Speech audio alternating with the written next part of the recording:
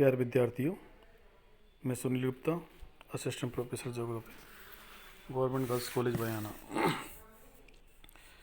तो आज हम एक महत्वपूर्ण विषय और वो है लौह और इस्पात संयंत्र कि आयरन और स्टील इंडस्ट्री भारत में किन जगहों पर है और उसकी क्या उपयोगिता है, किन जगहों से वो कच्चा माल प्राप्त करती है, इन सब विषयों को पढ़ेंगे। तो सामान्यतः आयरन और स्टील इंडस्ट्री के लिए, लौह और इस्पात उद्योग के लिए आवश्यक होता है कि कच्चा माल कच्चा माल में आवश्यक है कि कोयला और लौह अयस्क, ये दो महत्वपूर्ण और तत्व हैं। इसके अतिरिक्त अन्य में जैसे जो आवश्यक है, बिजली है, पूंजी है और पानी है। इसके अतिरिक्त ट्रांसपोर्टेशन सुविधा है, आदि कारक अन्य कारकों में हैं। चूना पत्थर, डोलोमाइट, मैग्नीज और इस प्रकार के जो कारक हैं वो भी आयरन और स्टील कंपनी के स्थानीयकरण में, लोकेशन में महत्वपूर्ण भूमिका निभाते हैं। आज हम लौह और इस्पात संयंत्र के बारे में बात करें तो छोटी सी सुई से लेकर के बड़े बड़े जलयान, रेलगाड़ियाँ और लोहे या लौह और इस्पात की आवश्यकता उनमें महसूस होती है। तो जब हम इसके विकास के संदर्भ में देखें तो लौह और इस्पात उद्योग का जो विकास है वो शुरुआत में कुटीर उद्योग के रूप में शुरुआत हुई, और लेकिन पहला जो प्रयास था वो 1830 में हुआ, लेकिन वो असफल प्रयास था। लेकिन किसी भी सफलता की जो कहानी है वो प्राय असफलता के साथ ही शुरू होती है। लेकिन ये क्रम चलता रहा और आधुनिक इस्पात उद्योग का प्रारंभ फिर 1874 से माना जाता है, 1874 से, जिसमें भारत इस वर्ष में और कारखाना स्थापित करने में सफल हो गया। इसके बाद हम देखते हैं कि 1874 में कुल्टी कारखाना स्थापित हुआ, कुल्टी। और इसके बाद 1907 में एक महत्वपूर्ण सफलता मिली और उसमें झारखंड के जमशेदपुर में जमशेदजी टाटा, ये झारखंड में जमशेदपुर जगह है, जमशेदपुर में जमशेदजी टाटा, इन्हीं के नाम पर इसका नाम जमशेदपुर रखा गया है। तो जमशेदजी टाटा के माध्यम से आयरन एंड स्टील वर्क्स के नाम से और लौह इस्पात कारखाना की शुरुआत हुई। इसके बाद यानी TISCO, Tata iron and steel company, TISCO TISCO, Tata iron and steel company. इसके बाद जो शुरुआत में हुई उनमें 1918 में Indian iron and steel company, Indian iron and steel company, इसको की स्थापना हुई। और इसमें जो बना था कर्नाटक का बर्नपुर में 1918 में, बर्नपुर, और फिर इसके बाद कर्नाटक में भद्रावती में 1923 में, और भद्रावती ये कर्नाटक में है, भद्रावती में कारखाने की स्थापना हुई 1923 में, भद्रावती में Visvesvaraya iron and steel company के नाम से। और फिर 1936 में इसको कंपनी के नाम से ही, और कुल्टी और हीरापुर जो दो थे उनको लौह इस्पात कारखाने की स्थापना हुई, कुल्टी और हीरापुर। इस प्रकार ये क्रम चलता रहा और देश के आज़ादी के पश्चात इसका वास्तविक रूप से विकास हुआ कि देश में पंचवर्षीय योजनाओं के माध्यम से, और ये तय किया जाने लगा कि अब हमें किस दिशा में आगे बढ़ना है, क्योंकि अब तक जो क्रम चल रहा था वो अंग्रेज़ों की दया पर या अंग्रेज़ों की जो उनको कच्चा माल भेजना था या निर्मित माल मंगाना था उसके आधार पर ये कारखाने स्थापित हो रहे थे। 1947 के पश्चात जब पंचवर्षीय योजनाओं के माध्यम से और औद्योगिक विकास की शुरुआत हुई तो द्वितीय पंचवर्षीय योजना में, यानी कि सेकंड पंचवर्षीय योजना में, और रूस के सहयोग से भिलाई जो कि छत्तीसगढ़ में है, ये रूस के सहयोग से स्थापित हुआ। क्योंकि उस समय भारत के पास तकनीक नहीं थी, तो तकनीक और वित्तीय मदद ये दोनों के लिए हमें दूसरे देशों की सहायता लेनी पड़ती थी। तो भिलाई में छत्तीसगढ़ में रूस की सहायता ली। इसी क्रम में हमने राउरकेला उड़ीसा, ये राउरकेला उड़ीसा में, और हमने जर्मनी की सहायता ली, जर्मनी की सहायता ली। इसके बाद दुर्गापुर, और दुर्गापुर है पश्चिम बंगाल में, और दुर्गापुर में हमने और ब्रिटेन की सहायता ली, ब्रिटेन की सहायता ली। इस प्रकार ये क्रम चलता रहा, और द्वितीय पंचवर्षीय योजना के बाद हमने देखा कि तृतीय पंचवर्षीय योजना में भी और इस प्रकार के महत्वपूर्ण प्रयास और उपलब्धियां भारत ने सरकार ने हासिल की, जिनमें हम देख सकते हैं थर्ड पंचवर्षीय योजना में जो डेवलपमेंट हुआ वो बोकारो ये सोवियत संघ उस समय था, रूस की सहायता से ये प्रयास हुआ। और चतुर्थ पंचवर्षीय योजना में हम देख रहे हैं, फोर्थ पंचवर्षीय योजना में हमने 3 नए कारखानों की स्थापना हुई, जिसमें सेलम, जो आज भी बहुत महत्वपूर्ण है तमिलनाडु में। ये अब भारत को दूसरे देशों की मदद लेने की आवश्यकता नहीं पड़ी। भारत का वित्तीय और तकनीकी जो ज्ञान था और वित्तीय जो असिस्टेंस थी वो खुद के पास उपलब्ध थी। तो तमिलनाडु में सलेम, और इसके बाद हम देखते हैं विजयनगर, ये विजयनगर जो है कर्नाटक में, और आंध्र प्रदेश का विशाखा और पत्तनम ये आंध्र प्रदेश में स्थापित हुए। तो इस प्रकार चौथी पंचवर्षीय योजना में और 3 नए कारखाने स्थापित हुए, सलेम, विशाखापत्तनम और विजयनगर। अब इसके बाद हमें देखें कि इसके औद्योगिक अवसंरचना या और डेवलपमेंट के लिए 1973 में एक स्टील अथॉरिटी ऑफ इंडिया यानी कि SAIL, steel authority of India limited की स्थापना की, जो कि इनकी निगरानी रख सकती है और डेवलपमेंट के बारे में सोच सकती है। भारत में लौह इस्पात उद्योग के जो स्थानीयकरण के अनुकूल कारक थे, उनमें जो कि जिसकी मैंने पहले ही चर्चा की है कि स्थानीयकरण होगा तो उन चीज़ों को ध्यान में रखकर होगा कि कच्चा माल है अथवा नहीं है। और कच्चा माल के रूप में जो आवश्यक था वो था लौह अयस्क, और दूसरा एनर्जी स्रोत के रूप में कोयला यदि अच्छे किस्म का नहीं है तो उसको एक तकनीकी कुशलता से और चेंज करके कोक में तब्दील कर दिया जाता था। इसके अतिरिक्त मैंने और चर्चा की थी आपसे चूना पत्थर, मैंगनीज और आदि पदार्थ, ये किसी भी लौह इस्पात उद्योग के स्थानीयकरण के मुख्य और कच्चे माल के रूप में जाने जाते हैं।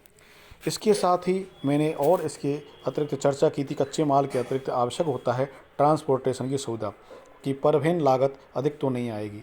हमें ऐसे क्षेत्र में और वो आयरन स्टील प्लांट स्थापित नहीं करना है कि जहाँ पर परिवहन लागत बहुत आए। जैसे माना कि यहाँ पर हमने स्टील प्लांट स्थापित कर दिया किसी बिंदु पर, इसको ए बिंदु बोल दिया, और जिसका लौह अयस्क आयरन यहाँ से प्राप्त हो रहा है और कोयला इधर से प्राप्त हो रहा है, तो ऐसी स्थिति में परिवहन जो लागत है, ट्रांसपोर्टेशन जो कॉस्ट है वो अधिक बढ़ जाएगी, और लौह स्टील या आयरन स्टील का जो प्रोडक्ट है वो महंगे होंगे, तो फलस्वरूप प्रतिस्पर्धा में वो मार्केट में टिक नहीं पाएंगे।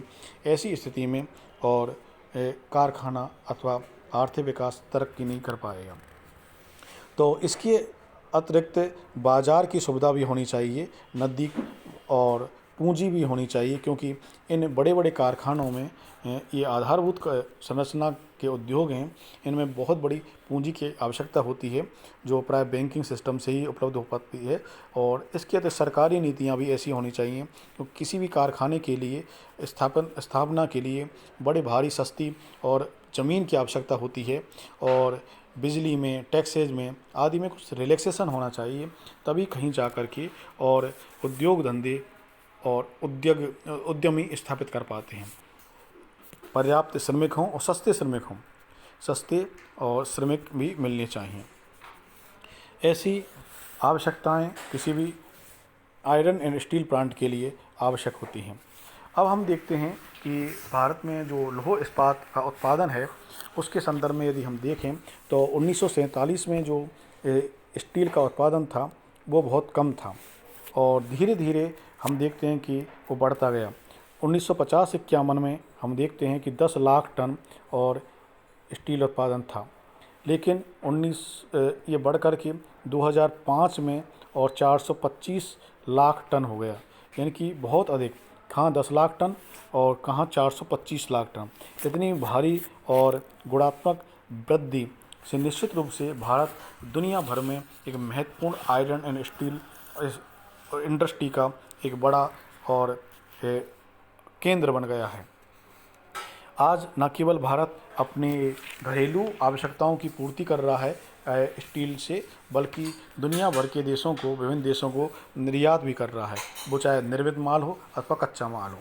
लेकिन अब हम मुख्यतः उन जगहों के बारे में चर्चा करेंगे जो आयरन और स्टील प्लांट के केंद्र हैं, जिनकी मैं चर्चा कर रहा था आपसे कि भिलाई है, दुर्गापुर है और राउरकेला है, बोकारो है। इसके अतिरिक्त विशाखापत्तनम, विजयनगर, भद्रावती, सलेम, डोलवी, औरंगाबाद, ये ऐसे जो कारखाने हैं जहाँ पर भारत का आर्थिक विकास पनपता है। तो आज हम इन्हीं कारखानों के संदर्भ में और चर्चा करेंगे। तो पहला जो कारखाना है वो है टिस्को कंपनी का, TISCO। इसकी चर्चा मैंने अभी थोड़ी देर पहले इसी वीडियो में की है। उसका नाम है Tata iron and steel company, इसकी फुल फॉर्म है। यानी कि टाटा ने ये लगाया था और उस समय टाटा का जो बड़ा उद्योगपति था वो था जमशेदजी टाटा, और उन्हीं के नाम पर एक जगह थी सांची, और उसका नाम बदलकर जमशेदपुर हो गया है। तो 1907 में ये टिस्को स्थापित हुआ और उसके पश्चात आखिर ये तरक्की करता गया। लेकिन हम ये देखेंगे कि आखिर टिस्को की स्थापना जमशेदपुर में ही क्यों की गई, ऐसी क्या और उस समय ऐसे स्थानीयकरण के कारक थे कि यहाँ पर जमशेदपुर में और टिस्को की स्थापना की। आप इसे देखेंगे, इसे मानचित्र को मैं जूम करके बता रहा हूँ कि आप देखें कि जमशेदपुर आपको दिख रहा होगा। जमशेदपुर ये आपका झारखंड में जमशेदपुर है। ये आप इस मानचित्र में ये भी देख सकते हो कि ये झारखंड आपका, ये झारखंड स्टेट है और इस झारखंड में जमशेदपुर आपको दिखाई दे रहा है। अब हम ये देखें कि किन कारण थे, आखिर कौन से नज़दीकी अयस्क के और कोयला के स्रोत थे जो कि ट्रांसपोर्टेशन लागत की कमी की वजह से और एक आकर्षण के केंद्र बन रहे थे। तो हम ये देखें कि आसपास कच्चे माल के रूप में जो झारखंड का जो सिंहभूमि जिले का जो नोआ मुंडी था, आप पहले हम लेते हैं कि कहाँ कहाँ से लौह अयस्क प्राप्त हो रहा था। तो लौह अयस्क झारखंड के रूप में आप देखिए कि नोआ और मंडी, और उड़ीसा का था मयूरभंज। इन जगहों से कि गुरुवंशानी खान थी यहाँ पर, और मयूरभंज से और सिंहभूमि डिस्ट्रिक्ट से और लौह अयस्क प्राप्त हो रहा था। अब आप देखेंगे मयूरभंज यहाँ पर है और पास में ही सिंहभूमि डिस्ट्रिक्ट है झारखंड का। तो ये बहुत ही नज़दीकी केंद्र है जिनसे और लौह अयस्क आयरन और प्राप्त हो रहा था। दूसरी तरफ और कच्चे माल के रूप में देखें तो उड़ीसा के क्योंझर के जोड़ा खान से मैगनीज प्राप्त होता। देखो क्योंझर, ये इधर की तरफ मयूरभंज है, इधर क्योंझर है, तो क्योंझर भी नज़दीक है। तो यहाँ से मैगनीज प्राप्त हो रहा था जोड़ा खान से। इसके बाद हम देखते हैं कि उड़ीसा की सुंदरगढ़ जो ज़िला है, ये पास में ही सुंदरगढ़ ज़िला, और यहाँ के वीरमित्र से डोलोमाइट चूना पत्थर प्राप्त हो रहा था, ये नज़दीक से ही, और चूना पत्थर लाइमस्टोन प्राप्त हो रहा था। तो ये सब वजह। इसके अतिरिक्त यहाँ पर खारकोई तथा उत्तरी भाग में स्वर्णरेखा नदी थी, यानी कि दो नदियाँ थी, खारकोई और स्वर्णरेखा नदी। तो खारकोई नदी के पास में ही जमशेदपुर है। तो इस किसी भी बड़ी इंडस्ट्री के लिए और पानी की आवश्यकता बहुत अधिक होती है, तो दो नदियों का स्रोत यहाँ पर उपलब्ध था और वो थी खारकोई और स्वर्णरेखा। इन नदियों के माध्यम से और पर्याप्त मात्रा में किसी भी कारखाने के लिए जो पानी की आवश्यकता थी वो जमशेदपुर के लिए उसी रूप में और उपलब्ध करवाई जा रही थी। इसके बाद हम देखते हैं कि झारखंड की जो झरिया खान थी और बोकारो खान थी, उससे कोयला प्राप्त हो रहा है। हमने लौह अयस्क का पढ़ ही लिया कि सिंहभूमि और मयूरभंज की खानों से लौह अयस्क मिल रहा था। तो दूसरी तरफ झरिया, जो कि भारत की एक बहुत बड़ी खान है, झरिया और बोकारो, बोकारो आप ये देख सकते हो, झरिया और बोकारो यहाँ पर है, और यहाँ से और कोयला प्राप्त हो रहा था, यहाँ से आयरन प्राप्त हो रहा था। तो इन वजहों से और जमशेदपुर एक महत्वपूर्ण केंद्र बन गया और इसका लौह अयस्क के उत्पादन, और आयरन एंड स्टील के उत्पादन का। इसके अतिरिक्त जो इसकी ट्रांसपोर्टेशन की सुविधा थी वो नज़दीक ही कोलकाता बंदरगाह था। अब आप देखिए कि इसको मैं इस मानचित्र में बताता हूँ कि नज़दीक ही कोलकाता बंदरगाह था, कि यहाँ पर आपका पश्चिम बंगाल में कोलकाता बंदरगाह है, और कोलकाता बंदरगाह से निर्यात किया जा सकता है निर्मित माल का। साथ ही विदेशों से यदि मशीनें मंगवानी हैं तो आयात भी किया जा सकता है। तो आयात और निर्यात का एक महत्वपूर्ण जो स्रोत है या तो आयाम है वो बंदरगाह उपलब्ध करवाते हैं। और पर्याप्त और बहुत बड़ा मार्केट था, क्योंकि कोई भी जो माल है, निर्मित माल है, उसके लिए बाज़ार की आवश्यकता होती है, डिमांड की आवश्यकता होती है, वो यहाँ पर पर्याप्त रूप से इसकी पूर्ति हो रही थी। तो इस प्रकार हम देखते हैं कि टिस्को कंपनी की जो स्थापना है वो आखिर जमशेदपुर में ही जमशेद जी टाटा ने क्यों की, इसके पीछे बहुत सारे कारण मैंने आपको इस वीडियो में गिनाए हैं। एक और जो अन्य जो टिस्को, विश्वेश्वरैया, भद्रावती और विजयनगर आदि कारखाने हैं, उनकी चर्चा हम अगले वीडियो में करेंगे। धन्यवाद।